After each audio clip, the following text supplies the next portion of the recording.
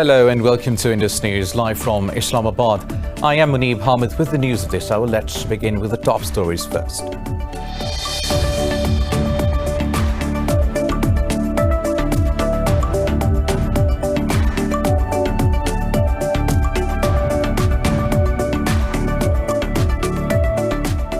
After India refused to represent Raw's serving terrorist commander Kulbhushan Yadav in court, the government of Pakistan has moved the Islamabad High Court to appoint a lawyer to represent Yadav in the case. Secretary Ministry of Law filed a petition seeking the start of legal proceedings against the serving spy. The step has been taken to implement the decision of the International Court of Justice. Yadav faces death penalty after he was caught operating in Pakistan and confessed to espionage and terrorism in the country.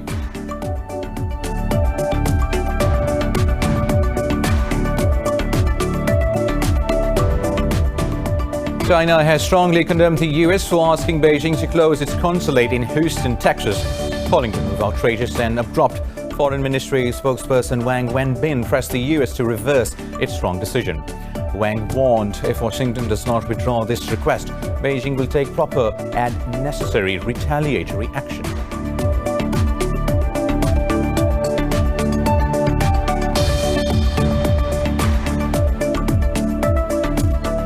The United States has reported over 60,000 new cases of COVID-19 as the tally nears 3.9 million. 1,056 people lost their lives overnight, with almost 142,000 deaths. Brazil has recorded 1,367 deaths in the last 24 hours. The nationwide death toll has crossed 81,000 with nearly 2.2 million infections. Over in Pakistan, 38 people have lost their lives overnight, raising the death toll to 5,677. There are more than 267,000 coronavirus cases across the country. Globally, the death toll from the virus has exceeded 616,000, with the number of infections over 14.9 million.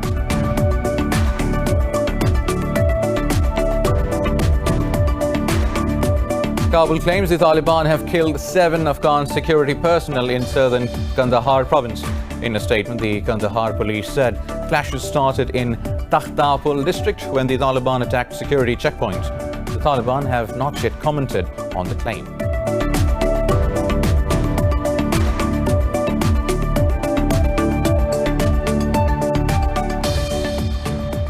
And the World Anti-Doping Agency has suspended India's national dope testing laboratory for a second period of up to 6 months. In a statement, WADA said Indian authorities failed to conform to international standards.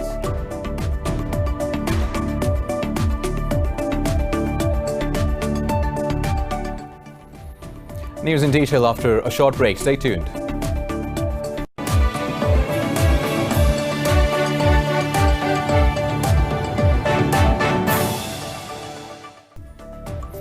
Welcome back. Now, after the Indian government refused to represent Raw's serving terrorist commander Kulbhushan Yadav in court, the government of Pakistan has moved the Islamabad High Court to appoint a lawyer to represent Yadav in the case. Secretary Ministry of Law filed a petition seeking the start of legal proceedings against the serving spy. The step has been taken to implement the decision of the International Court of Justice. Yadav faces death penalty after he was caught operating in Pakistan and confessed to espionage and terrorism in the country. He cannot hire services of a legal representative without help from the Indian government, but New Delhi has been reluctant in filing a review of the decision under the Review and Reconsideration Ordinance.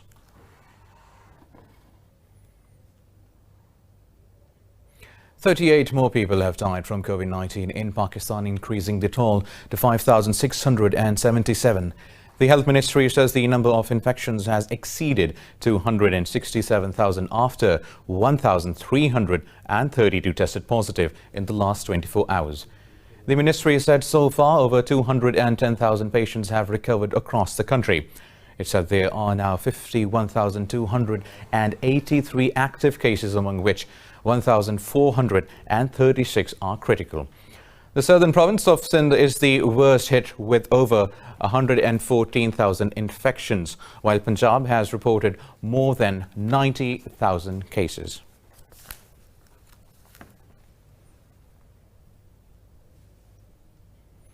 The United States has reported over 60,000 new cases of COVID-19 as the tally nears 3.9 million.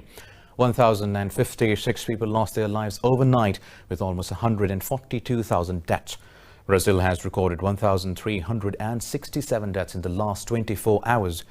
Globally, the death toll from the virus has exceeded 616,000, with the number of infections over 14.9 million. More details in this report. The new coronavirus continues to devastate the Americas, with the outbreak getting worse, especially in Brazil, Mexico, and the US. In Brazil, the death toll has crossed 81,000 with nearly 2.2 million infections. The US has reported over 8,000 daily deaths for the first time since early June. The grave state of affairs has turned President Donald Trump from mask skeptic to champion of face coverings. Over months of downplaying COVID-19, Trump admitted the country is headed for the worst. It will probably, unfortunately, get worse before it gets better. Something I don't like saying about things, but that's the way it is. It's what we have. You look over the world, it's all over the world. In Asia, China has reported 14 new cases of the coronavirus, 5 of them imported, and the rest in the far western region of Xinjiang. Meanwhile, South Korea's new daily infections have rebounded to over 60. Japan's health ministry has approved the use of dexamethasone as a treatment for COVID-19. The World Health Organization has also given it a nod of assent. But the UN health body has warned Bolivia, where the Senate approved the use of a bleaching agent to prevent and treat the coronavirus. Reportes al respecto. Both within and outside the Americas, we received reports that both Latin Americas and Caribbean, as well as the FDA, which is the Food and Drug Administration of the United States, have received many reports of the adverse, even great effects to the patients that have consumed these substances. These reports include respiratory failure, changes in heart rhythm, liver failure, and serious digestive issues. The Australian state of Victoria has announced a daily record as it makes wearing face masks mandatory in public. Meanwhile, Ireland had decided to lessen travel restrictions with 15 European countries. Moving on, China has strongly condemned the US for asking Beijing to close its consulate in Houston, Texas, calling the move outrageous and abrupt. Foreign Ministry spokesperson Wang Wenbin pressed the US to reverse its wrong decision. Wang said the consulate was working normally until yesterday, when it was told to close down. Wang warned if Washington does not withdraw this request, Beijing will take proper and necessary retaliatory action. US State Department spokesperson Morgan Ortagus has confirmed the development. She said Washington ordered the closure to protect American intellectual property and private information.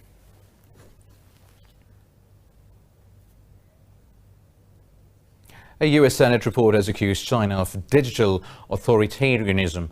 A Senate Foreign Relations Committee report says Beijing is involved in surveillance and censorship within and beyond its borders. The report says Beijing is exporting digital technologies to increase its global influence. It says Washington is on the verge of losing the future of the cyber domain as Beijing continues to use its digital supremacy. The report recommends creating a public-private consortium to develop US 5G technology to counter Beijing's influence. It also suggests the creation of a digital rights promotion fund to push back against Beijing's extensive use of mass surveillance. The report comes amid increasingly strained ties between Washington and Beijing. The US has indicted 2 Chinese nationals for seeking to steal COVID-19 vaccine research and hacking hundreds of companies in the States and abroad. The Justice Department says they were involved in a decade-long cyber espionage campaign that targeted defense contractors.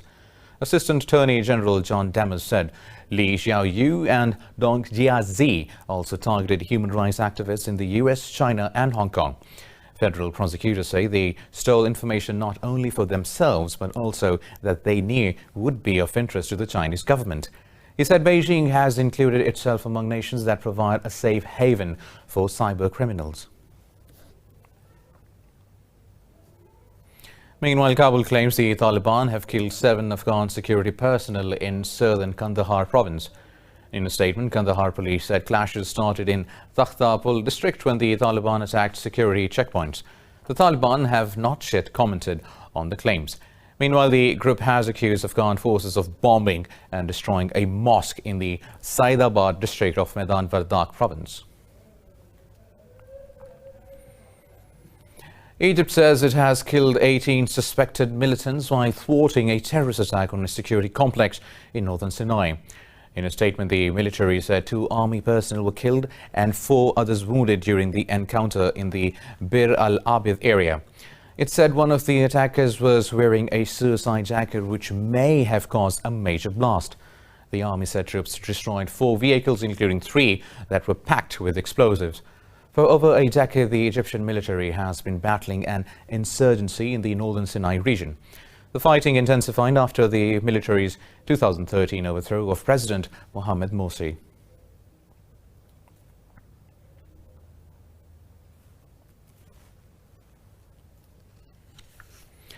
Moving on, Russia says there is still hope to rescue the 2015 Iran nuclear deal and return it into a stable condition.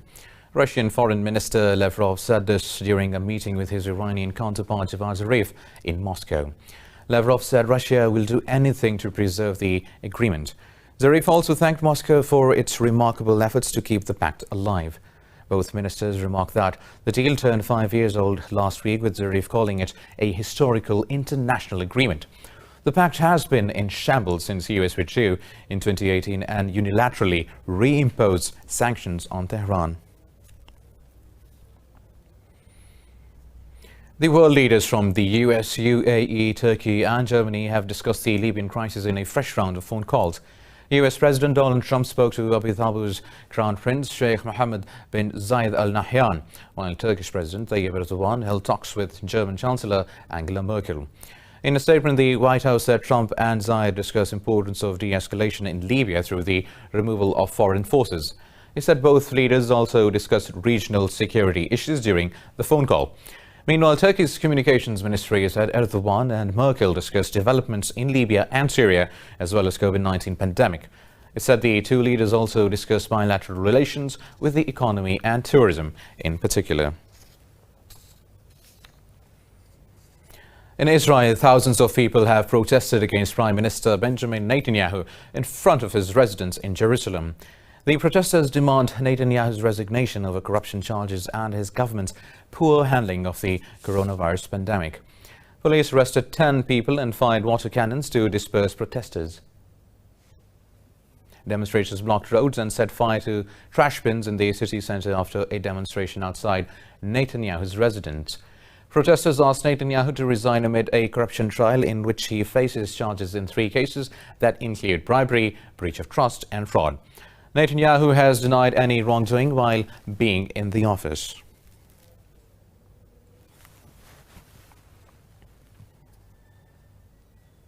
The US says it's not withdrawing its troops from South Korea. In a media briefing, US Defense Secretary Mark Esper said he has not issued orders to pull personnel from the Korean peninsula. Esper said Washington will continue to consider adjustments to deployments worldwide for greater strategic flexibility.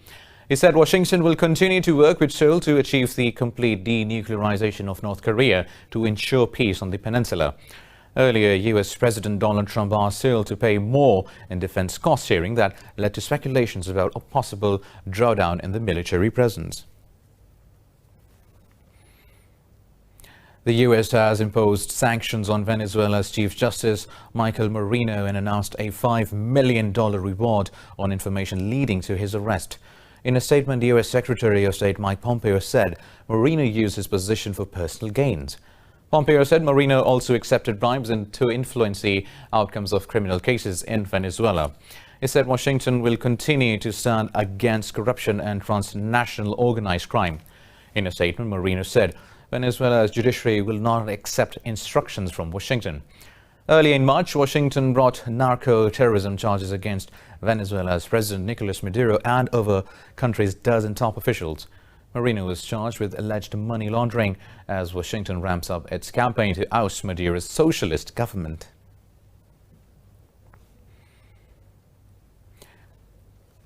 Ethiopia's Prime Minister Abiy Ahmed says his country, Egypt and Sudan have reached a major understanding on the dam project.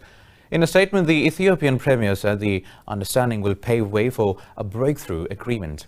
The Ethiopian dam project has led to heightened regional tensions. New satellite images show the water level in the reservoir behind the nearly completed dam is at its highest in 4 years. Ethiopia, has said it will begin filling the dam's reservoir this month, even without a deal, as the rainy season floods the Blue Nile.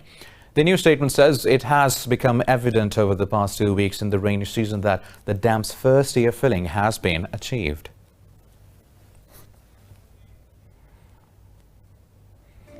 More news coming up after a short break. Stay tuned.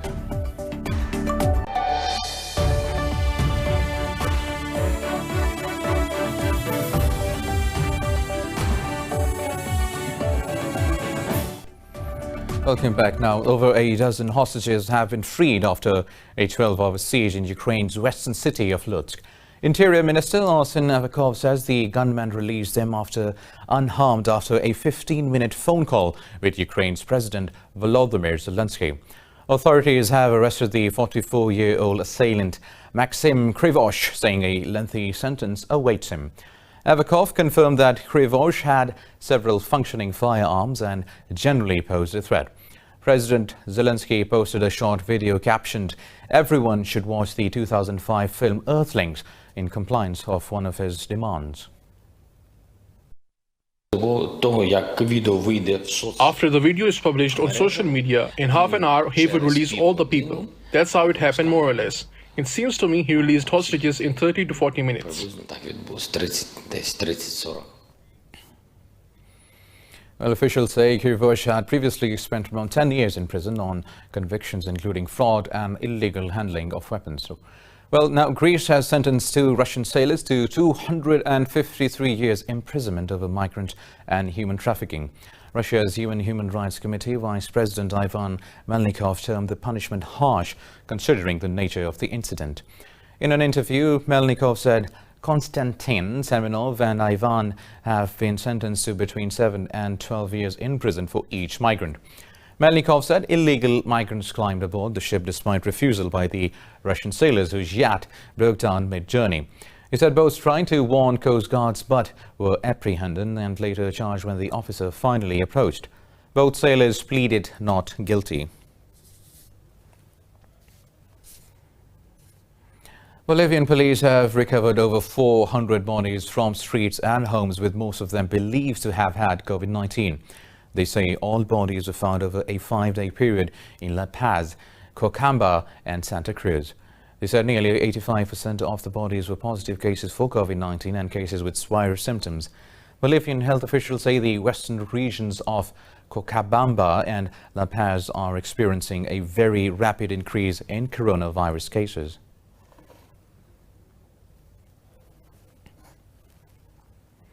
Now, Costa Rica has seized over 3,300 kilograms of cocaine worth $50 million in the Caribbean Sea in 2 separate operations.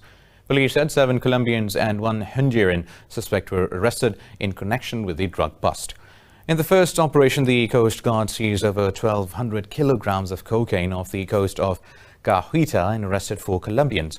In another operation, authorities seized over 2,000 kilograms of cocaine after intercepting a speedboat in the Caribbean waters.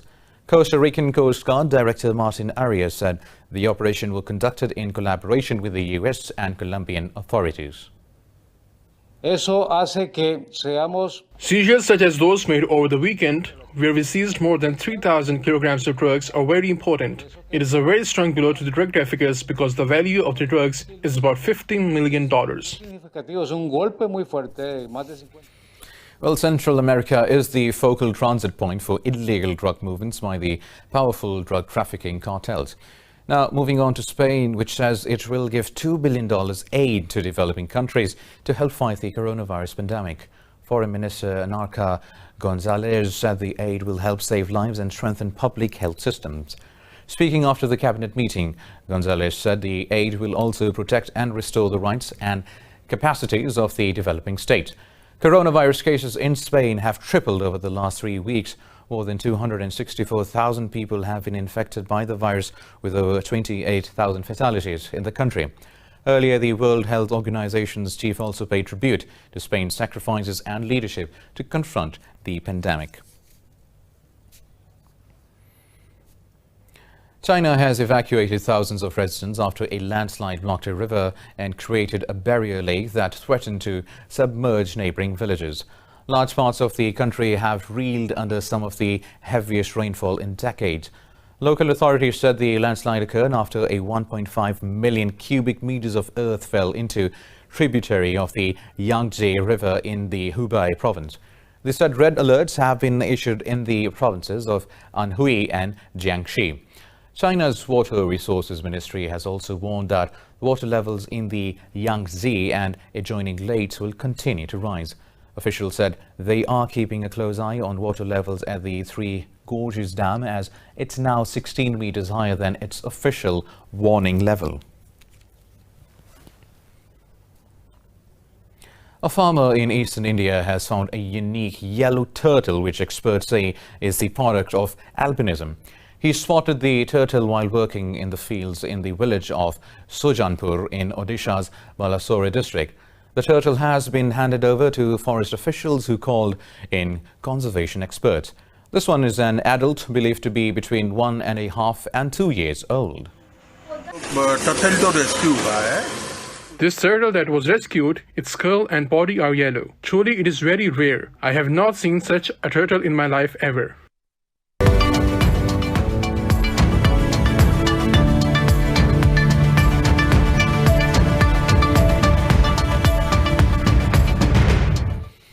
Well, now the European stocks have retreated as concerns over COVID-19 outweigh optimism directed at the European Union's recovery fund. All sectors and major bourses have slid into negative territory. The pan-European stock 600 has slipped 1% in early trade, with basic resources shedding 2% to lead losses. London's FTSE has lost nearly 1%, while Paris's CAC 40 slipped over 1%. Germany's DAX also shed almost 0.5%. Earlier, Asian stocks also edged lower, with the exception of mainland Chinese bourses, due to rapidly rising global coronavirus cases. Meanwhile, gold prices have soared to a 9-year high, while the dollar weakened after EU leaders agreed the stimulus package. Chinese-owned app TikTok is planning to add over 10,000 jobs in the US over the next 3 years. Currently, the company has 1,400 employees working in the United States. TikTok is also considering London, among other locations, for setting up its headquarters. TikTok has distanced itself from Beijing after the US opened a national security investigation against the app's owner, ByteDance.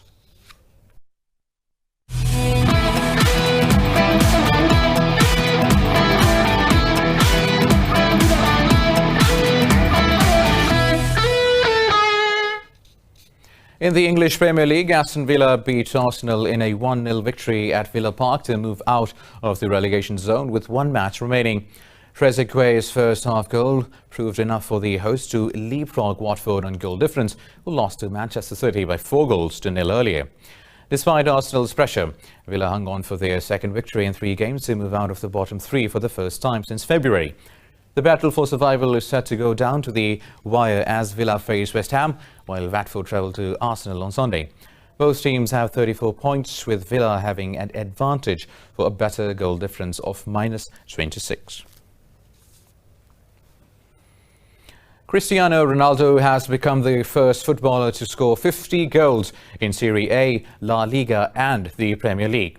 The Portuguese international passed the 50-goal landmark in Serie A as his second-half race saw Juventus beat Lazio by 2-1. Juventus are 8 points clear of Inter Milan on the points table and need 4 points to clinch a 9th consecutive title. The 35-year-old is bidding to become the first Juventus player to win the Serie A Golden Boot since Alessandro Del Piero in 2007 and 2008.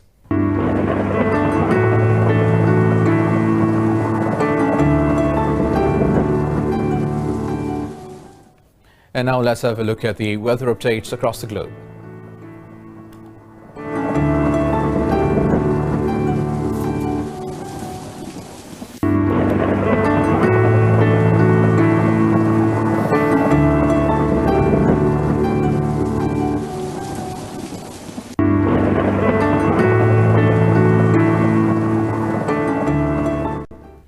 With the weather update, we come to the end of this bulletin. For the latest update, you can follow us on social media at indus.news. Take care.